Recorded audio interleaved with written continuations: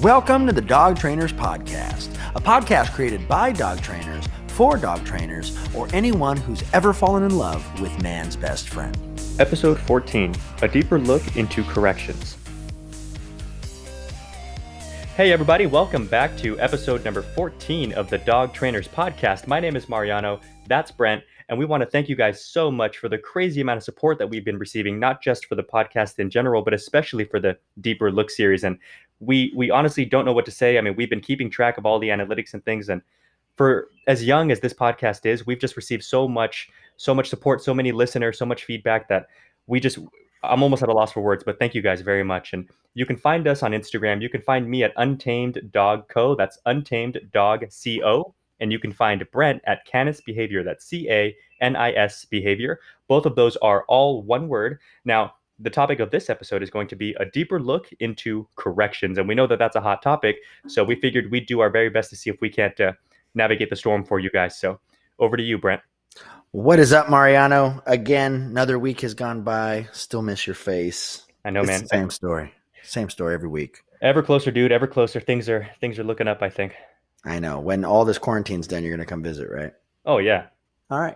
Very nice. That's all I care about. Again, guys, we want to thank you guys so much for just listening. Like, someone is sharing something, and we want to thank you guys. And a little bit of feedback I got the other day is that people like the short, organized, educational versions of these podcasts, which is great because personally that's how I like to learn.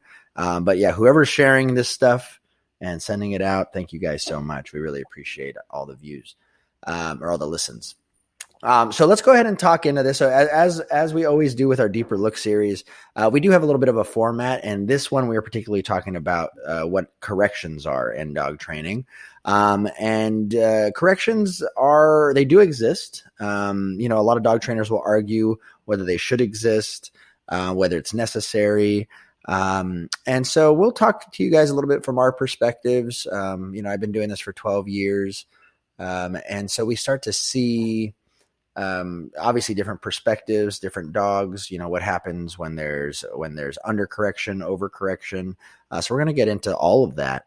But I guess the first place for us to start here is let's go ahead and start with our public perspective of what corrections are, right? So what would you say, Mariano, the public perspective of corrections are?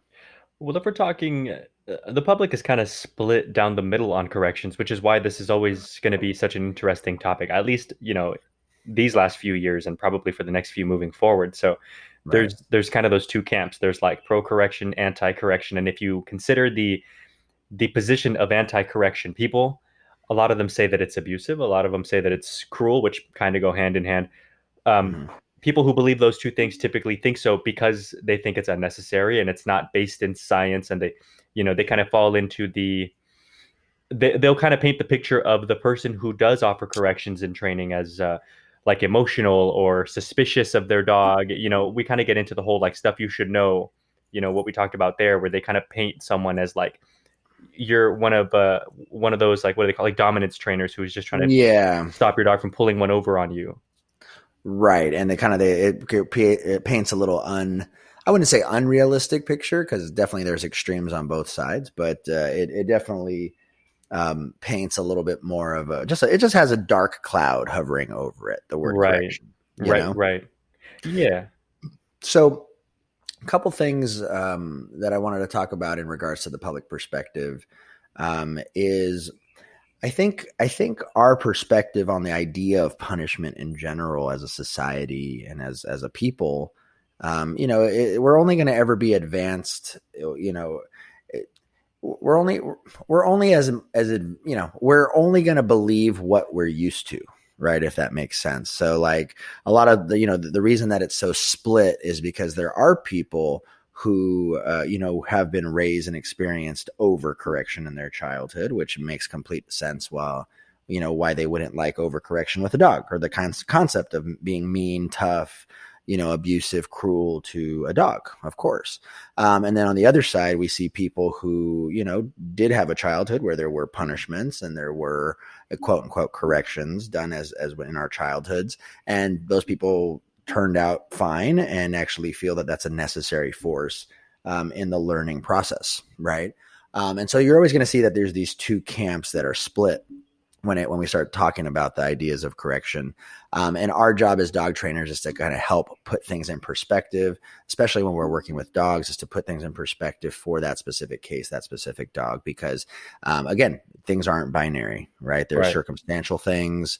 There's different behaviors dogs exhibit that humans don't really exhibit that often or for that long. For example, like a baby does not have the natural intention to want to go chase something and put it in its mouth until it's dead. You know what I mean? So there's definitely some canine exclusive habits and behaviors that we're usually controlling when dealing with corrections in dog training.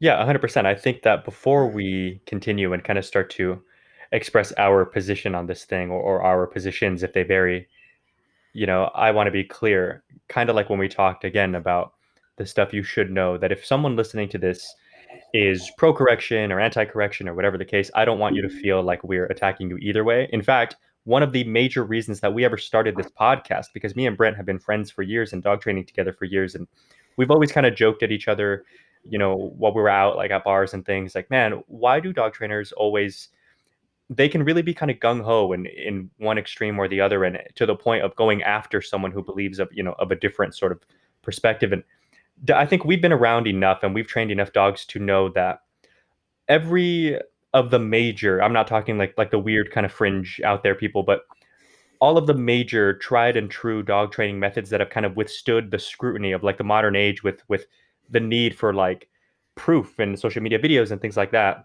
Mm-hmm. they all have their value. They all work in their own particular way, and within each and every one of them individually, there is like a spectrum of how good someone is at that particular methodology. Like there are better food trainers than others, and so on.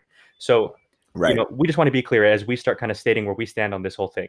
If you don't agree, it's not a problem. You're welcome here, and we hope vice versa. And it's always good for us to kind of come together and talk these things out so that we can all have open and Yeah. honest discussions about how we can move this thing forward. And we're going to do our best to really give context, because Right. I think, the reason there's so much disagreement, especially when it comes to correction, is because on both sides, you have individuals that are very protective of their animals, right? So on one side, you have people who are protective and wouldn't dare put the dog under stress or pain or discomfort. And on the other side, there's a whole nother side that believes, if you don't put them under stress or pain, how are they going to know how to behave properly?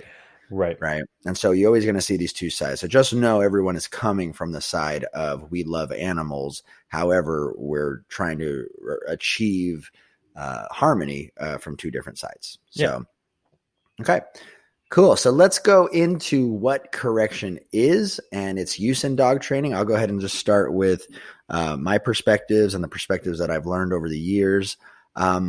One of my favorite definitions or just concepts when it comes to what a correction is used for, it's used to block behaviors, right? So for example, I always look at it like, let's say the dog has many decisions to make. So let's say the dog is at this intersection in his mind where he could go left, he could go straight, he could go right, or he could turn back, right? And he has all these different options. Well, the purpose of a correction is to block one of those options from being a possibility, right? And so therefore, if I tell the dog, all right, you can't go left, and this is hypothetical left, obviously, then that means the dog can only go straight or right or back, right? So by me kind of helping limit the dog's options of what they're able to do, we're actually able to guide them to be able to make better decisions, and therefore receive rewards, receive praise, and also learn new behavior sequences that are going to help them, in whatever process they're learning, whether it be sport or whether it be, pet dog training, whether it's, behavior modification, whatever it is, we're trying to teach a new behavioral pattern. Right. Yeah, definitely. I think the way that I look at it, and I'm gonna bust out moving target one more time here, is Mhm. from this trainer's perspective. I think what a correction is, or what it's supposed to be, is exactly that, something that's meant to block a behavior or a thought process and limit an option. And I think that the reason why, when we talk about why trainers believe this when we're the ones who it's our job to really look into dog behavior and understand the ins and outs of how a dog operates. Mm-hmm. It's because when we talk about stress, and people are afraid of putting a dog under stress, or what putting the dog under stress will do to the dog in the long run, let's say. Mm-hmm. I think one needs to understand proper corrections in context typically mean the dog is already feeling stress to one degree or another, like minus your corrections. And an example being like if the dog is reactive on a leash, I totally believe in food work and its benefit, and I use it every day and stuff like that. But if we're talking leash reactivity, I'm probably going to go with some sort of training method or another, or sorry, or like a corrective method or another, prong collar, e-collar, something, whatever I think best will motivate this particular dog in this particular set of circumstances. And I can understand where someone would be afraid of pressuring the dog, but Mm-hmm. given that the dog is reacting to people, I would say the dog's already under a pretty significant amount of pressure. And if anything, proper corrections, which we'll get into later what that looks like, can actually go a very long way into pulling that pressure away from a dog. And that's kind of Mm-hmm. where I stand on the whole thing. Mm-hmm. Mm-hmm. And I guess that brings me to another point I wanted to make, just to kind of phrase exactly what you said, but put it in slightly different words. Another use of corrections is to grab and maintain attention, Mm-hmm. right? And I think a lot of times dogs can live in very emotional, impulsive states, and sometimes they lose themselves in those emotional or impulsive states. And so a lot of times, you'll see some trainers, they use, minor forms of corrections to just grab the dog's attention. Now, don't get me wrong. It's very easy to be correction happy and use it too much versus maybe, using some food or conditioning some type of marker or conditioning some type of focus cue, right? That would be a better way to do it. But definitely one part of use of correction, whether it be a leash jerk, an e-collar pop, a hand clap, anything that could be perceived as aversive to the dog. Some of it is just to grab the dog's attention and snap them out of whatever state of mind they happen to be in at that time. Mm-hmm. Mm-hmm. And I think that's an important thing to bring up when we talk about the perspective of a trainer versus like the average, like public kind of perspective. And I've got a very quick example as to where these perspectives can differentiate. From a trainer's Mm-hmm. perspective, we understand, and again, we'll dive into this later, so I'm not going to harp on it too, like I'm not going to put too fine a point on this, but we understand that corrections come with different like objectives in mind. Meaning, Mm-hmm. if I'm healing with the dog, and this is a dog mind who has already been taught to heal, so all the work, all the foundational stuff is there. Okay, if I'm healing with the dog and he falls behind me and I turn around because I feel him fall behind me in my leash, and it's because he's like staring at a cat across the street, I'm probably going to give him a correction. I'm going to mark it, no, follow up with the correction, whatever that is, prong, knee collar, hand clap, Mm-hmm. at which point the dog will most likely fix the behavior. I'll mark it again, good. And then we continue with our walk. Now, Mm-hmm. the goal for that correction was to break the dog's attention from the cat or whatever it was he was looking at and keep going, right? Mm-hmm. Now, if we have a dog that say lunges at someone with intent to like bite, that's going to be a much Mm-hmm. firmer correction because I still do Right. want to pull that dog, like mentally speaking, off of this person. That objective still Mm-hmm. exists, but now there's another one.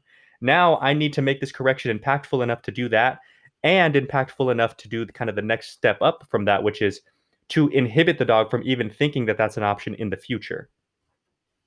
Right. Right. Right. Exactly. Now, from the Exactly. public perspective, I have a client, currently who it's a board and trained dog who I just got in like Wednesday, and today is Friday, so a few days. Um, their dog is going to be doing a 3-week program. It's a 5-month-old black lab puppy, real sweet young puppy, but very rambunctious, kind of big. Labs are big, and she's small because she's 5 months, Mm-hmm. but big because she's a lab. Like she's in that weird.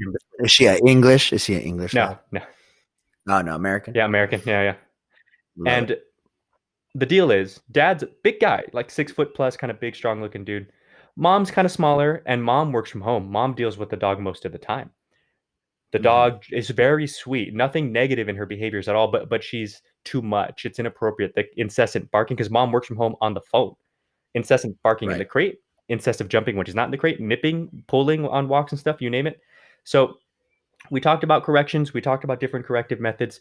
Um, we ended up talking about e-collar stuff because of the off leash kind of aspect to it that they were considering. Mm-hmm. And they were unsure as to why an e-collar needs levels. They were like, but why would you want more than one? I don't get it. Like, isn't a correction a correction? And just to explain like how people get Mm-hmm. that. And I'm like, no, you actually want a lot, because not all two corrections are created equal. And as we'll get into later, there are Mm-hmm. things that aren't necessarily corrections that can still require lower levels of pressure from a prong collar or an e-collar. And so I'll leave Mm-hmm. it at that, because I know Mm-hmm. we're going to get into this, but I just wanted to kind of give a little example of how people can completely miss the mark, and how it's our job as trainers to make sure that we express these things as clearly as possible. Right. Right. And if we're gonna like to just branch off of that point, when we're going into corrections, I guess I could bring this up now. Let's the way I like to break into teaching the use of pressure. Right. In dog training, use of corrections or pressure is known as escape and avoidance training. Right. And so the use of positive punishment, where we're adding something to be able to, motivate the dog to refrain from doing a behavior again in the future, or negative reinforcement, where we're applying pressure so that the dog yields and gives into a behavior that we want, right? In essence, like being willful, and the dog has to therefore do what we're asking them, right? To avoid pressure. What ends up happening is a lot of times people can look at correction as a singular item. Like it's just, there's one type, there aren't any in betweens, there aren't different levels. And I think one of the tricks of a dynamic trainer, I know definitely when you work with leash stuff, it's knowing how to read the animal to be able to give these, what I like to break down into three different styles of pressure or corrections, right?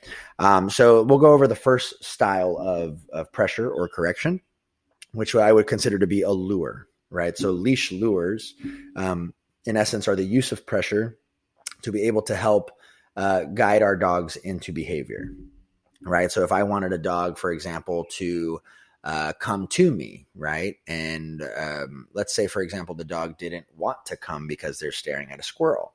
Well, I can actually use gentle pressure towards me on the leash to be able to motivate that dog and lure the dog in my direction. Eventually, what's going to happen is that increasing of pressure is actually going to teach that dog that if they don't turn around and see what's pulling on them, that the pressure will not go away. So as soon as the pressure goes away, we let it go. So this is a form of luring the dog to motivate them to do a behavior, right? We can do the same thing in luring the dog into a sit position, luring the dog in a down position, luring the dog into a stay position. There's so many different ways we can lure. And again, these are gentle, but consistently increasing forms of pressure that we can add onto a leash. And even within that realm, there are good and bad practices that maybe we'll talk about on a later video. But luring, so teaching the leash lures. The second thing is reminders. So these reminders, the use of any type of pressure or corrective methods for reminder purposes, these are going to be light but attention grabbing forms of correction, right? So in essence, a way that we look at this is like tapping someone on the shoulder, right? So imagine you're at a party and there's lots of music, and you tap someone on the shoulder very lightly and they don't turn around, right? And so what's the natural response? What should we do? Them Or we tap them lightly, harder, right? then I should tap them a little harder, right? I should tap them a little harder. So what ends up happening, there has to be a certain level of surprise. There has to be a certain level of attention grabbiness when tapping that person on the shoulder, or else you will not grab their attention amongst all the distractions for them to turn around and check, look at you. So the second form of using corrections or pressure is going to be to grab attention. Once we have the dog's attention, then we can ask something. Right? Then we can tell them to do something that they already know how to do, or we can redirect them to something that they should be doing. So the reminder aspect is really, really important as well, especially when we start working with distraction work. Okay. Then the very, very last thing, the true traditional aversive correction, or the correction that we're really trying to implement and ingrain in the dog so that they don't continue a behavior. These true corrections are really to end behavior, right, to eliminate the likelihood of a behavior happening again in the future. So these corrections tend to be more reprimandy, right? So these reprimands are really there to lay down a very thick line in the sand for the dog to let them know X, Y, and Z should not have happened. And this is a direct result from the decisions that you made, right? Now, there obviously are good and bad ways of doing this. Those types of corrections in dog training are very far and few between. Very far and few between. And if they're not, that is definitely a big sign of malpractice. And mind you, we're going to only really see those types of corrections in dogs with very severe behavioral issues, or we're only going to see those types of corrections with dogs with very high drive instincts, whether they be prey drive, herding drive, fight drive, competitive drive. The only time a dog will actually get very, very corrective reprimand or should get corrective reprimand is if we usually see it in those levels of dogs, high performance dogs, right? Your average, chill pet, they will get away with with just the use of lure and reminder in the form of and if they ever need a correction, it'll be a correction, and then they're going to be like, "Whoops, don't do that again." Got it. Then Right. they won't do it ever. Exactly. They'll get over it and be like, "Oh, sorry, just won't do I that." think now that you Exactly. spelled that out, and I love the way that you kind of put that with the lures, reminders, and corrections, and we'll definitely be sure to reiterate that. Let's talk about some bad practices then and how people do these things wrong. And I know, you know, this is something in particular, I think, when we talk about a huge portion of why correction has like a negative kind of taste to it is because people Mm-hmm. end up doing it wrong. And as a result, it's like that weird telephone game of this person did it incorrectly, but then like, all these other people hear about it and then they kind of forget about the incorrect part and they're just like, oops, look what corrections can do to your dog. Okay. Mm-hmm. Mm-hmm. So Right. let me list off a couple of bad practices here, and then I'll just kind of let you harp on them as we want here. So improper timing. I think that one's a huge one, and I think it has to do. And I want to hear I want to hear what you have to say about this, but I'm just kind of Right. framing it because we promised to give context here. So timing in a correction and timing in dog training Any goes techniques. Yeah, will out every in all technique involves methodologies. timing. Right, right. Corrections or not, we want to be super clear. All pure positive training, timing is extremely important. And it's because, and this applies directly to corrections too, the dog needs to be able to very clearly and consistently correlate your reaction to their action or vice versa. So if you're correcting a dog for something specific, you need to make sure that you time it appropriately so that the dog understands, oh, this correction was because I did X. I agree. I think improper timing is really easy to do for a couple reasons, because usually the behaviors we're trying to correct happen so fast. Right. And I think one of the big learning curves that people struggle with is learning how to read and or anticipate the behaviors that actually need to be corrected. Or when we start getting into deeper forms of behavior mod, how to read states of mind that lead to certain behavior shifts. Right. So improper timing is really easy for, I guess we talked about in any method, but definitely when we're dealing with corrections, improper timing is is is probably one of the main issues Right. that things go wrong, right? One thing I'll add to that is improper timing can also be when you correct the dog for something that had happened either moments before, minutes before, hours before, right? And so, for example, common thing that I hear all the time, my dog pooped in the house or peed in the house. And then the owner comes home several hours later. They see that the dog pooped and peed. So they get upset at the dog. They grab the dog by the scruff of its neck. They take it over to the potty area where they had an accident and they rub their nose in it and go, no, bad. And sometimes they'll smack the dog, yell at the dog, make the dog feel like shit. And so this is more of what I would consider to be kind of like an emotional correction.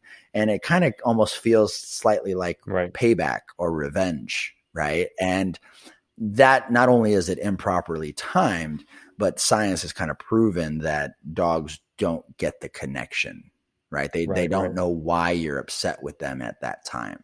Well, and what's worse is it builds a connection. It's just a wrong connection. So then it's kind of like you come home and I've seen this one a lot, which is an extension of that. So Hmm. you revenge correct a dog. Another one that I hear a lot is like dog got into the trash or like the toilet paper roll or, Hmm. Hmm. and so you get home, it happens for the first time. Dog's all excited to see you and the toilet paper's everywhere. And you go, what the hell? And you correct the dog, whatever that, they yell at them, you know, and so dog, of course, doesn't understand why they were just corrected. So they do it again. Tomorrow, same thing. You come Hmm. home, same Hmm. thing, trash all over the place.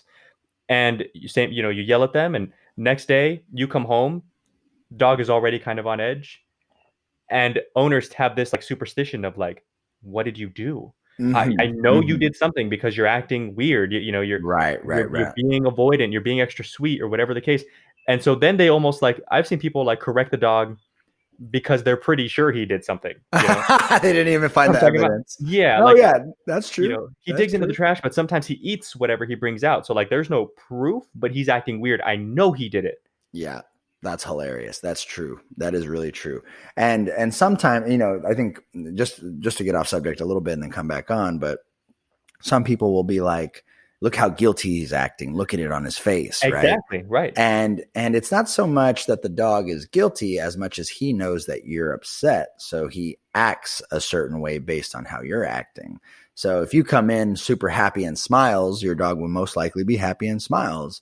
But if you come in, suspicious, holding the dog in contempt and walking into your house with low energy, the dog's going to be like, oh, what's wrong with mom or dad? Something bad happened. And so they kind of take that as like a confession of guilt, but really it's just the dog responding to your body language. Yeah, and that was the emotional connection that is made that I'm worried about because not Right. only doesn't the dog make the connection of I want you to stop pulling my toilet paper throughout the house, but they start to get like you come home and it's kind of hit or miss because you're either really excited or really happy. So like, are we Mhm. cool? Are we cool? And that's what the owner perceives as the dog is looking suspicious. The dog's really just weary of you, and Yeah, why wouldn't they be? he's showing appeasement behavior. He's like, please Right, don't yell at me today. right. Yeah, totally get that. Let's go on to the next one. Here's a good one. I think I think what happens, so as a result of not actually doing any foundational work, right? So not teaching your dogs things that they should be knowing before you start introducing correction, this tends to lead to excessive correction. Now, Mm. I have to admit, especially growing up in Keeler method, there would be a lot of times that I would overcorrect dogs. I would put too much pressure on dogs. And anyone who's ever done Keeler method and survived, in the sense of you've grown out of it, you definitely understand, where certain, you definitely have to learn to moderate and be very, very precise with your corrections if you do not want to, create bad behavioral issues with your dogs, right? Using force or using pressure, right?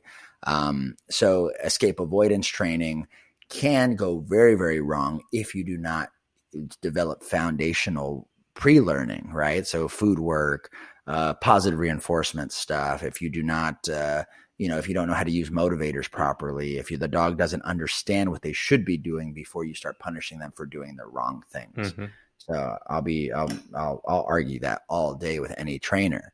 But yeah, we see that a lot. So excessive corrections due to no foundations or pre-learning is also a really bad practice that we see in the industry. Yeah, I mean, I would be amazed if any trainer even wanted to argue that with you. That's great. I mean, another thing I noticed is like even if training doesn't go completely sideways as a result of this, the Mm-hmm. dog just isn't as sharp as a dog with the Right. proper foundational stuff because they've been taught not only, I talk about this a lot when we talk about the reason why training works for people. I was just talking to, someone who's going to do a board and train with me like a couple hours ago. And I was trying to explain to them when you're teaching stuff and you start with your food work, of course you're teaching the behaviors. I mean, if you teach a dog how to sit with food, they're learning how to sit down. Yes, but Mm-hmm. there's so many other things that the dogs learn alongside the actual command.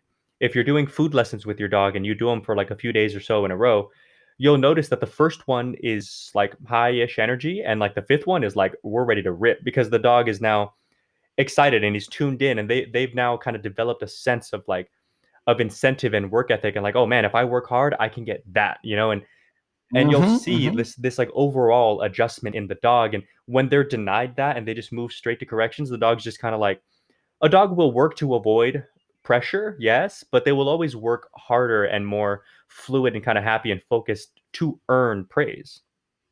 Of course, or something that they Right, like. right. Yeah, Yeah, right. I totally agree, man. yeah, and again, we corrections are definitely, in our opinion at least, they're viable, they work, they have their place in training, but so does food work, and we're just trying to bridge that gap between, people that may not think one or the other is necessary. Because I know some people that I don't know about corrections necessarily, but they move dogs straight, beginning to end, on like whatever training collar, like no food at all, like just straight e-collar, beginning to end, and it starts as low level pressure, but not even so much Mm-hmm, as a few food lessons to get the dog motivated, which I think is a mm-hmm, is a bit mm-hmm, mm-hmm. weird, but we move on. I mean, I think another good one, which kind of goes hand in hand with this, but does branch off. So I'd love to hear you harp on it just a bit. Is Yeah. overwhelming or underwhelming corrections?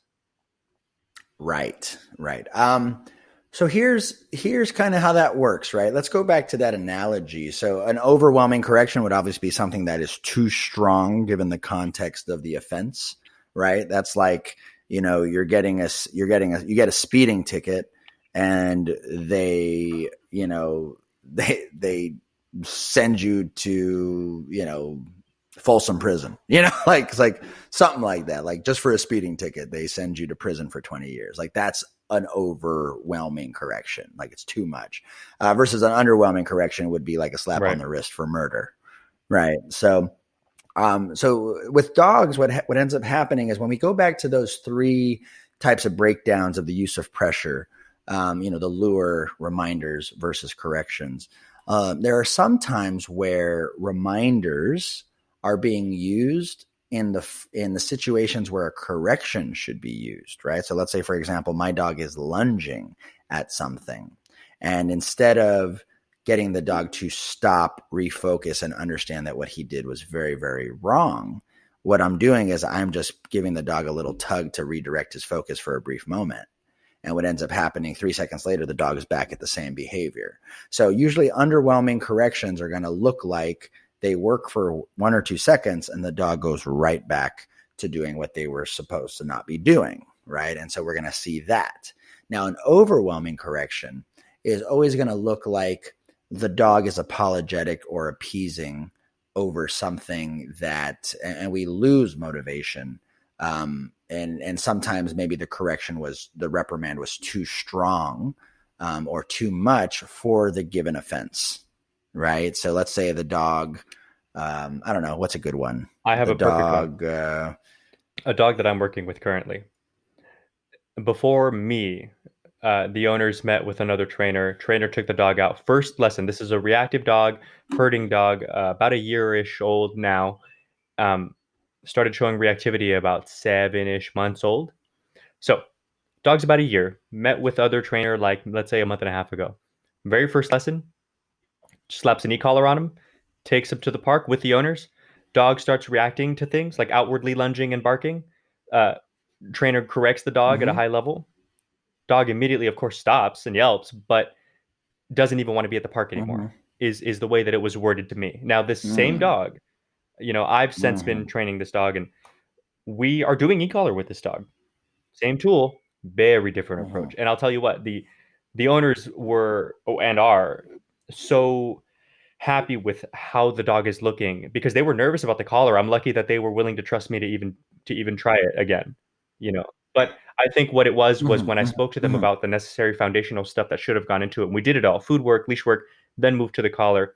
And they can see how the dog responds and how he can actually start to let go of a lot of these pressures and just be happier himself. They trust me so much that the Mm-hmm. dog is here now. He's boarding Mm-hmm. because they went camping for the weekend, and it's amazing to see proper corrections versus improper corrections. It's a world of difference, even if we're using the same tool. Right, and that's what I'm saying. It's the argument is never shouldn't be the tool; it should be the Right, practitioner every right, single time, every single time. So if something bad happened with the dog training tool, it was the practitioner, not the tool right. itself. And I brought up that example because I know it was a little off by the wayside of what we were just talking about. But the thing is, it falls in line perfectly with our final point for bad practices, which is using corrections as the sole shaping and reinforcement tool in training. Here's what happens. So in my experience, there are a small percentage of very driven animals that come out of the womb with so much vigor and so much feist and so much just fire in their bellies that you can get away with certain training programs that just solely use correction, right? It's a small percentage though. We're probably talking 20, maybe 30% of, working dogs, right? And what this means is, you pretty much, there's such a great athlete that if you tell them, don't fucking do that, the dog will go, okay, sorry, coach, I'll do better next time. And their simple motivation for the work or their genetic predisposition is enough to just kind of compensate, and they'll figure out what you want them to do. Right. So there's a lot of dogs, especially like when you go into military dog training or you go into protection work, these dogs are bred with such strong genetics that giving them a harsh reprimand here and there doesn't break their spirit. It definitely doesn't, mess them up in a way. And actually some dog trainers would argue that they need that firm hand. And that's where a lot of the military dog training styles came from. Keeler method, some of the protection sports, they use very heavy handed techniques. Well, the old ones, not the modern day ones. But that's where it comes from, because I have a dog with such a strong predisposition.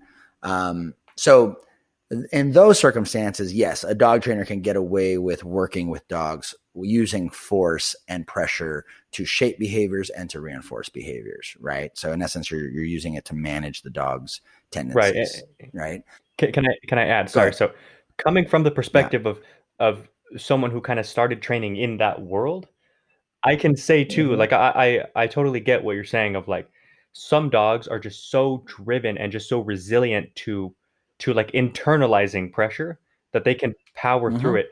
And of course, in a military setting, people want to know that the dogs can do this, because of course, if we're talking combat, we're talking a very stressful situation. Gunfire, explosion. Right. Even if people yelling and, so yes, that's true. But man, the prep work that goes into these dogs before they start their actual protective work, like as young puppies, little Mally puppies, there's a ton of food work and a ton of motivational work, because I've seen this a lot. A dog can be an excellent, like on a bite sleeve, a good bitey dog.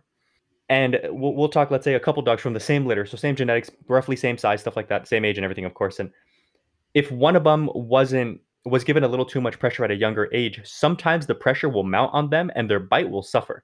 So like if we're talking in sport work, you have the little, like the little plastic kind of thing you don't really hit the dog with, but you're kind of putting pressure on the dog because they think they're going to get in the stick. head. Right. And then there's the little whip too, which makes noise. And I've seen a lot of dogs be too bothered by this, or worse, I think, is I've seen a lot of dogs in the moment. These little Mally puppies are the cutest little things, but they have insane drive. And dog grabs right on to the sleeve and just is ripping, and you're wata with the whip and kind of pretending to whack. And the person, if anybody listening has ever seen bite work, the person purposely makes noise as if it hurts we're just kind of adding fuel to the dog, like and moving around to add sort of building pressure. their ego. Right. But also building all the distraction and all the stuff that could scare a dog off of the bite as well, so that we know that they're solid, kind of like in the military setting. Now here's a crazy thing.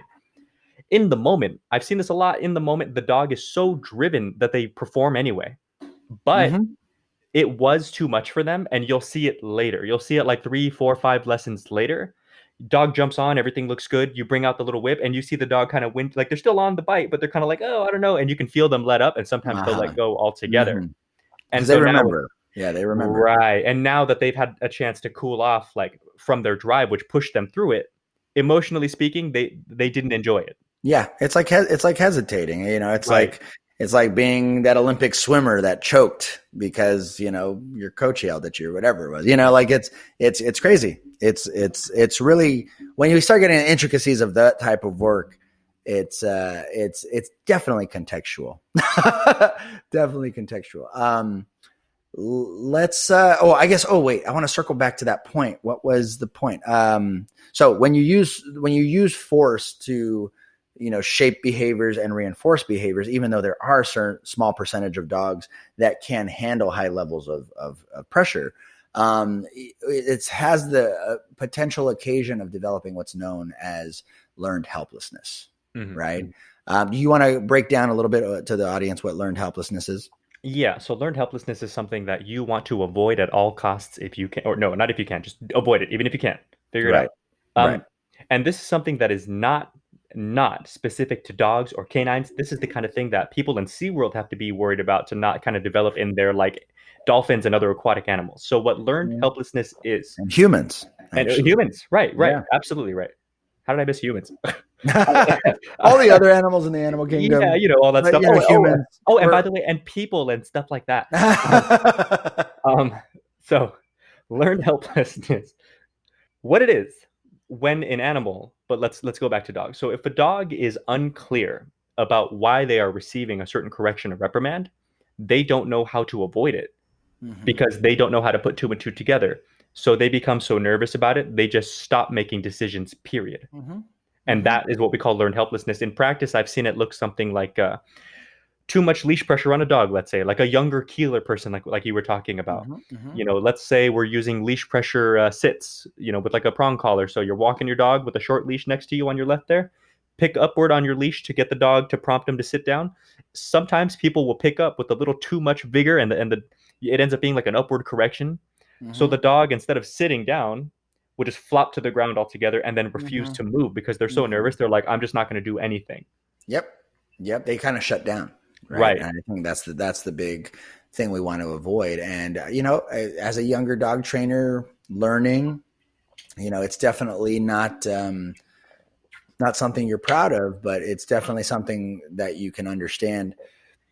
It's definitely not the right way to go. It's definitely not the right way to go. So, I've been there where, I've maybe put too much pressure on a dog before in one session, and I've had to work a whole week just to regain that dog's trust again. Yeah. Or to work extra hard with food just to compensate. Whereas maybe another trainer I was working with or who was working with that dog at the time didn't put that pressure, and, their relationship is just fine. So there's so much to be said about learned helplessness. And what's so funny, or not, it's not funny, but what's ironic is that a lot of dominance-based or punishment-based trainers will actually consider learned helplessness as a form of compliance, right? So they'll see that, well, the dog's not doing the thing that you hired me to train him to do. He's not lunging anymore. He's not barking anymore. But the dog is actually not doing anything because the dog's fucking scared of getting in trouble. Right. And what's crazy too is I've met a trainer in LA years and years ago. I was actually like applying to different like kennels to work for. And I was called back. And this, I'm not going to name the kennel, but they had like a few locations they were doing okay. And part of their like application process, because the owner called me as like an on phone kind of interview, was he wanted to know how much I understood learned helplessness, but he considered it like almost the goal. I think I don't think I'm phrasing it quite right, but his thing was like he uses like choke chains and certain things, but he's absolutely against prong and e-collar and stuff like that. So I thought it was a little weird, but I was like, I mean, okay, it's your kennel. If anything, I'll just have to learn a new type of training. Which was it the Zen dog? No, it wasn't. And if it was, I wouldn't tell you. I don't want to call people. But no, it was not Zen dog. They made it a point. It was on their website and everything. Like learned helplessness, and and they were like, it's kind of a good thing. He brings it up to me, and he brought up even like the whole aquatic animals and this and that, and I was like, oh yeah, I know what that is. And he was like, oh good, then and he was all excited about it, and in my head I'm just like, maybe I'll just you're like, you're the owner of a company and I'm applying for your company. Why do I know as much as you? and the weird thing was his background was like an animal behaviorist, and I think that's where he kind of got it from. Was like, dude, like I've trained dolphins and I've trained this and I've trained this and I'm telling you, learn helplessness, like that's what you want, because that's what helps you avoid the correction. That's why we can get away without using prong collars, e-collars. And I was like, are you sure that you get what's happening with dogs though? Like I think we're thinking of two different things. I don't think learned helplessness is the goal. I think that you definitely can inhibit a certain behavior, but the difference between getting a dog into learned helplessness and getting them to understand what you don't want in no uncertain terms and getting them to avoid that particular thing is the dog doesn't feel like there's no way out. They know the Right. way out. Right. They just know the wrong way and the right way. Whereas learned helplessness is like, I don't know. I'm just going to stay Yeah. put because I have no idea. The dog has to have a sense of control in the situation. Exactly. Right? If the dog doesn't feel that they can make decisions or have any leverage to get out of the circumstance, it's no longer learning. It is abuse. Right. And if we can't lay out that paradigm for them where they go, okay, if you do X, this happens. If you do Y, this happens. Then it's not fair for the dog, right? The dog Right. can't learn properly. So totally, I get that, and that's kind of like where like emotional corrections come in wrong. You know, Yes. they don't play right because someone out of anger or sadness or fear will correct their dogs, and maybe the timing was off. Maybe there was too much force. Maybe it was a disproportionate correction to the offense, right? Right. And the dog just goes, all right, shit. Well, fucking my mom or my dad was just super mad at me that time. And I guess I'll try and avoid getting them mad, but they have no clue what made you mad in the first place. Right. Right. So now they're walking on eggshells. Yeah. They walk on eggshells, and some people look at them walking on eggshells as compliance, which Right. is As good. Yeah. Which is that's insane. good. Yeah. Yeah. My dog's scared of me. That's a good thing. No, it's not a good thing. It's Right. not a good thing. And I tell you what, as a young dog trainer, I didn't understand that until we wanted to actually teach dogs to do things out of the realm of just compliance. And this is where some of the dominance dog trainers really get caught up. They think that the dog constantly being in appeasement mode is healthy and compliant. It's not. Like, simply put, it's not. Right. But anyways, well, that'll be a whole separate episode. Yeah, I agree with you. And I just wanted to add before we continue that I don't think it's bad. Like I think it's important actually that we are upfront, so I appreciate that because I've been there too. I'm not going to hide it for a second. I've definitely put too much pressure on a dog, guilty, sure. And just like you, I'm not proud of it at all. It was wrong, and as a dog trainer, I should have known better. And I'm glad to say that I do now and so on. But I think it's important that we point these things out because people who listen to this trust that we're being honest. And so it's good. It's good to be able to assess yourself. Like, was this too much? Does the dog very clearly understand what's happening? What are the parameters of the situation right now? And if you're not sure about any of this stuff, take a step back, do some more food prep stuff, and then push them through when they're ready. And I think, I'm not going to harp back on the whole example that I talked about of the bite sleep dog and having too much pressure in the moment. Right. But I will say that as a younger trainer, I was quick to put pressure on dogs too. I was very much of the keeler, kind of mindset as well. As I've evolved in my training, I understand that there is merit to pressuring a dog, sure, but that kind of stuff works out much better, much safer later in training. Do the groundwork first. Then the dog has kind of emotional like strength that they can hold the weight of this pressure that you're putting on them. But early in training, it can be very harmful. I agree. 100%. 100 freaking percent. But yeah, sorry to harp on that, man. I didn't mean to keep bringing it up. So how about we dive into some good practices? Yeah, let's go into good practices. And okay, good practices. So good practices would start off with strong foundation, kind of a great segue.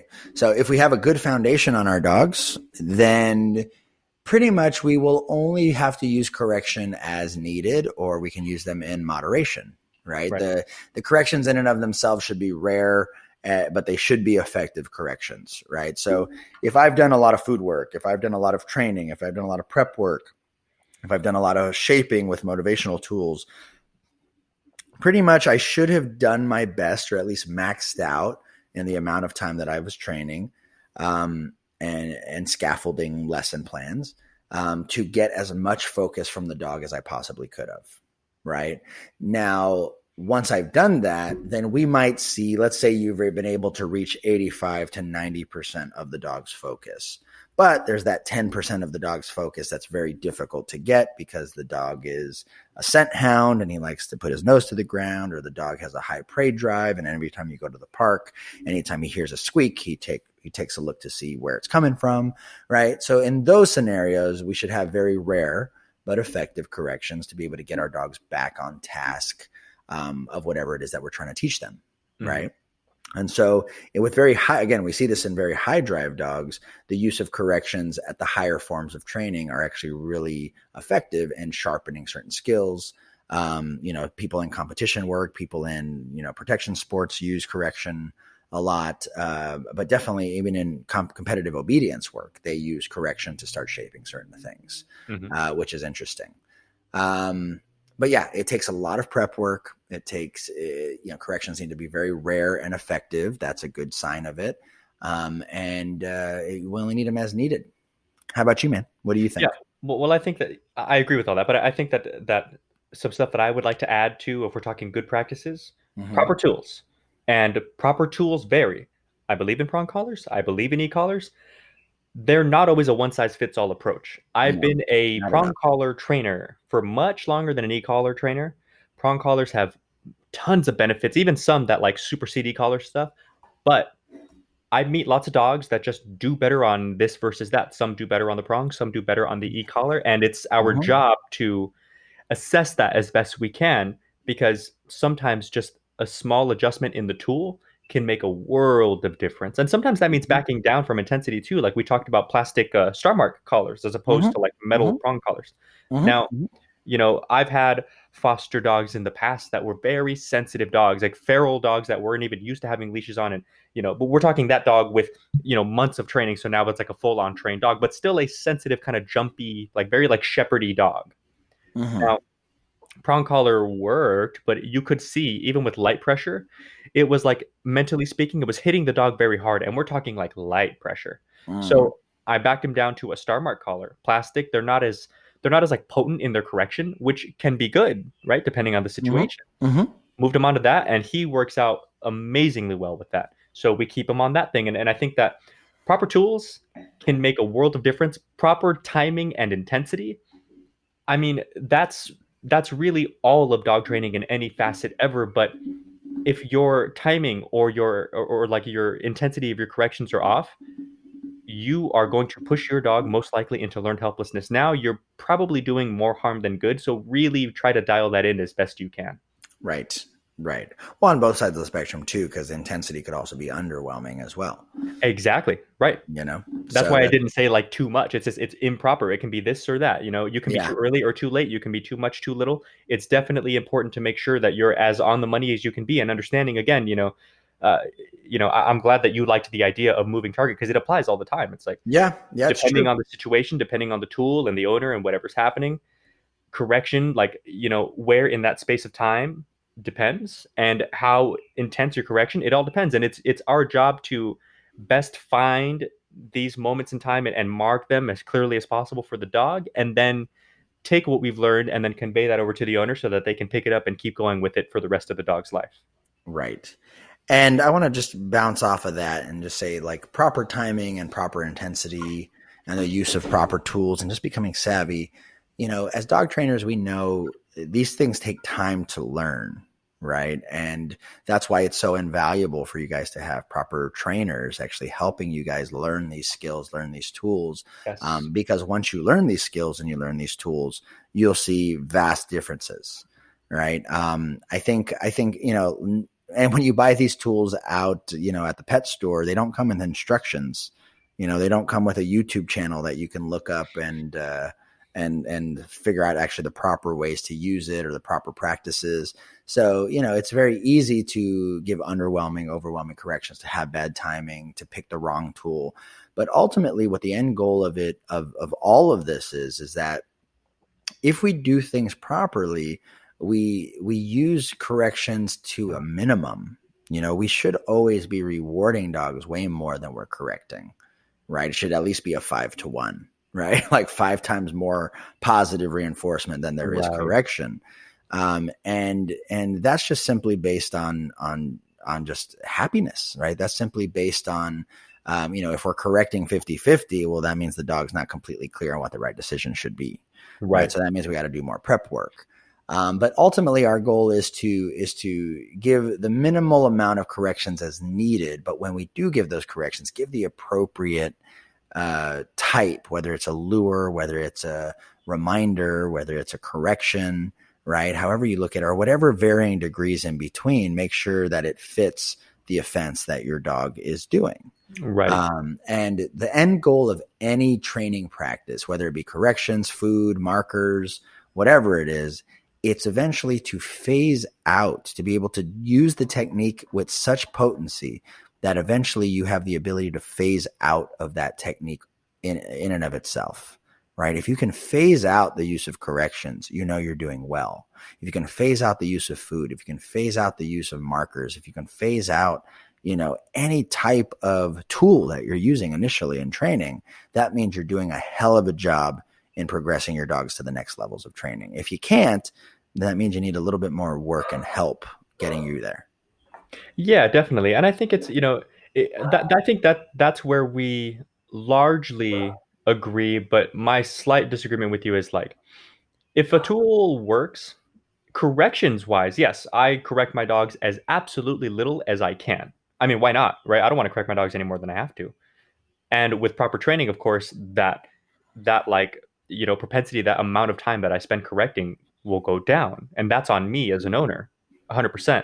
But as far as like phasing out the tool, I stick with it. I think if my dog finds a tool that works, if it's a prong collar or e-collar or whatever, or a combo of the two or whatever the case, and they just work for me, if I'm not really correcting hardly ever anyway, but I know that if and when I have to, they work out, I'm more of the mindset of like, I want owners to do whatever makes them not only like emotionally kind of feel the most in control, but also have the most control, like should they ever need it. It's kind of like a seatbelt.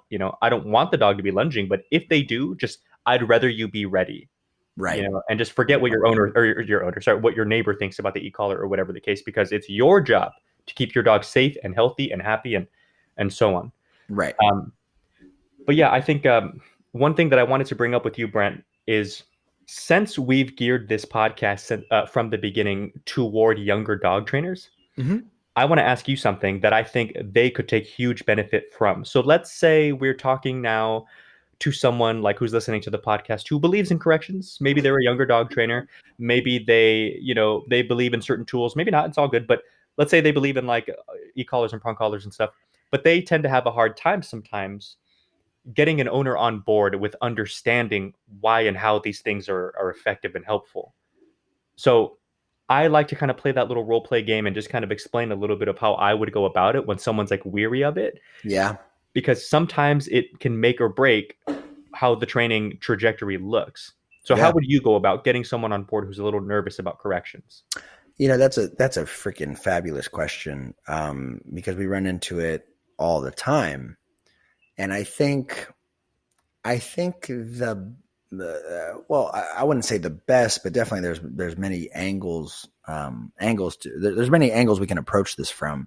Mm-hmm. For me, it really depends on the type of owner I'm dealing with, right? If I have an owner who is very sensitive, right, to just physical correction in general,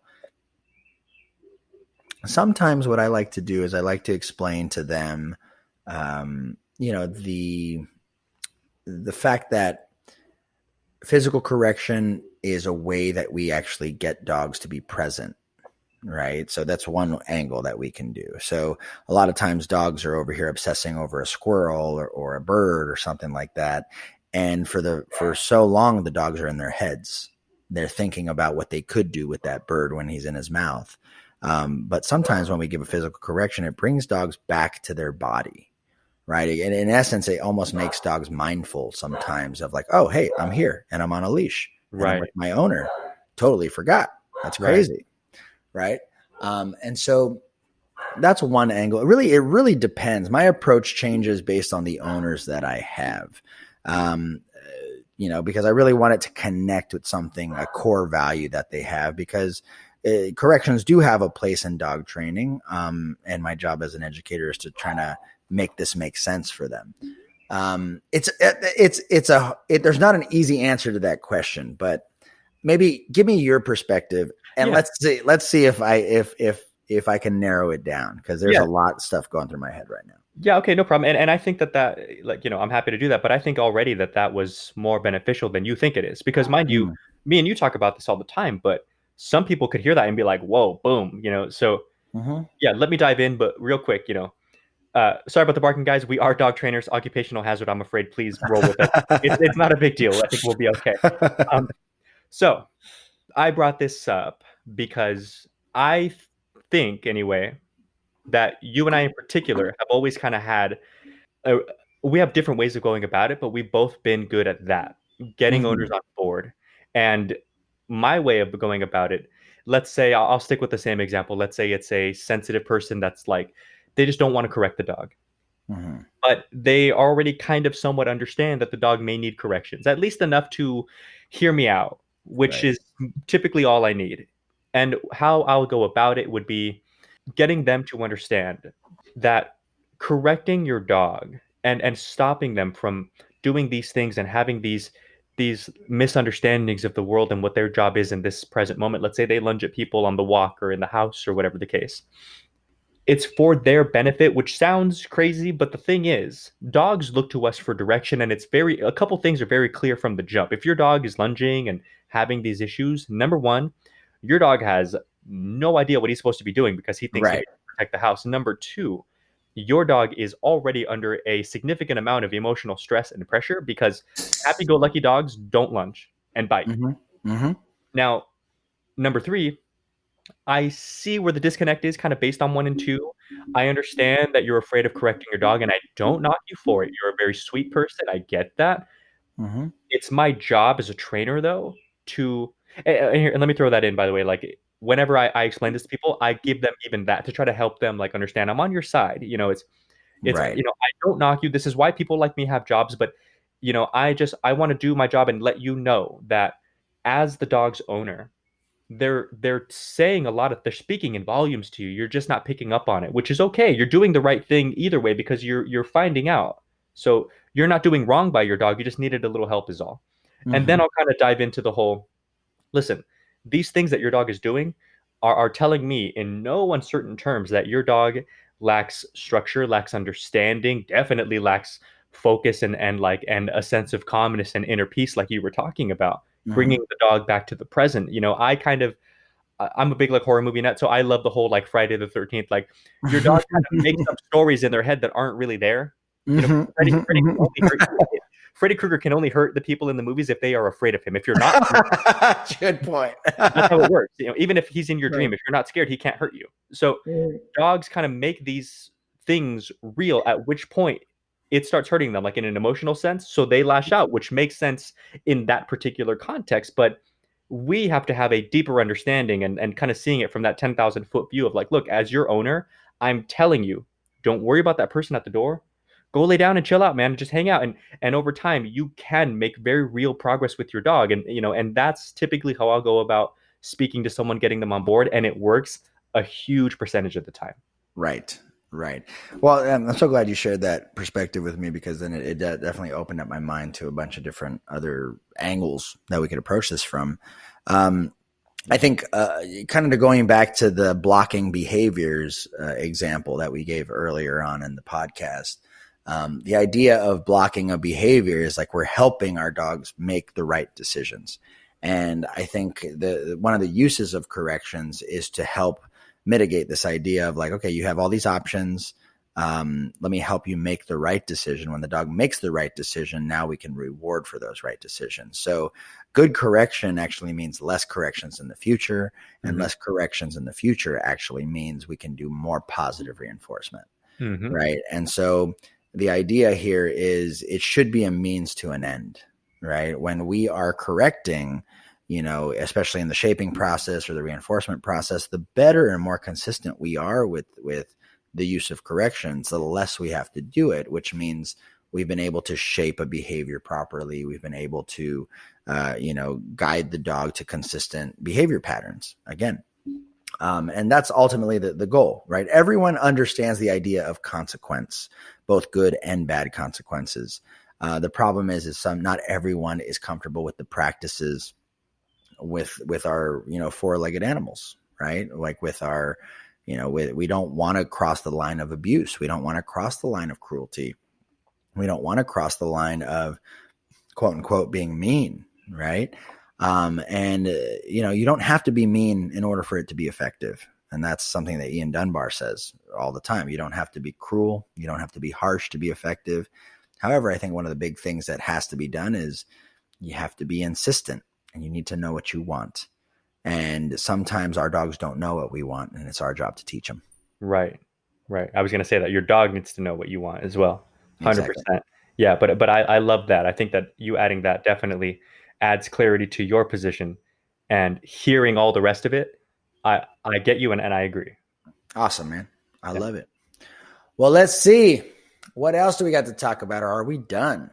I think we're good, man. I think just good. the final points that we were going to put on this were just context. Complete context is paramount when you're working with a dog. If you're working with corrections, make sure that you understand context. If you're a younger dog trainer who needs guidance from someone with a little more experience, reach out. If you're an owner rather, who's looking for a trainer or considering doing training, look into a trainer who is competent and completely understands, to a healthy depth, all the ins and outs of corrective training. Because again, like we've talked about, before, even within one particular realm of training, someone's competency within that particular like methodology can make a huge difference. 100%. 100%. Other things we want to take a look at, guys, take a look at that 10,000 foot view of what's going on, right? Sometimes it's so easy, especially when we're looking at bad behaviors, that we focus on specific problems, and we look at them as nails that we want to hammer down and like hit the nail right on the head. Well, a lot of times when we're dealing with things that need to be quote unquote corrected, there might be some underlying issues. There might be some preparation work that needs to be done in order to be able to address that underlying issue. And so ultimately, I want you guys to always look at the big picture. What am I correcting for? What is the grand scheme of things?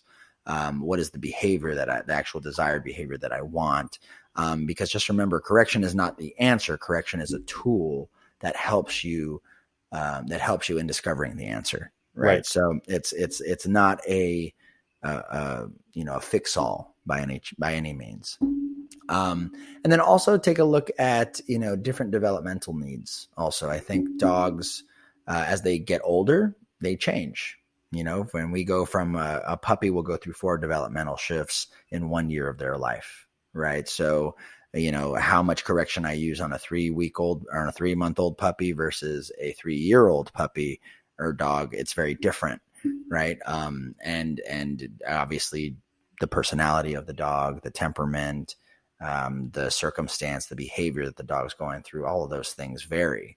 But ultimately, just kind of have an open mind about it. Again, for those of you guys who are on either side of the fence when it comes to, whether you're anti-correction or pro-correction, understand that there is always a balance that needs to be achieved in the execution and practice of correction work. That's all. That's what I want to say. Right? Anything else you want to say, Mariano? No, you did that perfectly, man. Awesome, man. Well, I want to thank you guys so much for joining us here on episode 14. This is a deeper look into corrections in training. Feel free to please add me and Mariano on Instagram. Mariano is at Untamed Dog Co., which is Untamed Dog Co. And go ahead and add me at Canis Behavior. Make sure you guys check back at our next couple episodes because we're going to be going over a lot of cool subject matter. Please also leave a comment, reviews, like us, subscribe to this channel. Whether you guys are listening to us on YouTube or whether you guys are listening to us on any one of the major platforms, iTunes, Google Podcasts, Spotify. We're on all of them. So thank you guys so much for just listening. Thank you so much for sharing everything. If you guys have any questions or you guys want us to talk about certain subject matters, please go ahead and email us at dogtrainerspodcast@gmail.com. And we'd be happy to hear from you guys. We would really love to hear your guys' feedback and comments. But yeah, other than that, thank you guys so much for listening. My name is Brent. That guy over there is Mariano Alvarez. Sexy fucking guy. Anyways, you guys have a great night and we will see you guys next week. Peace.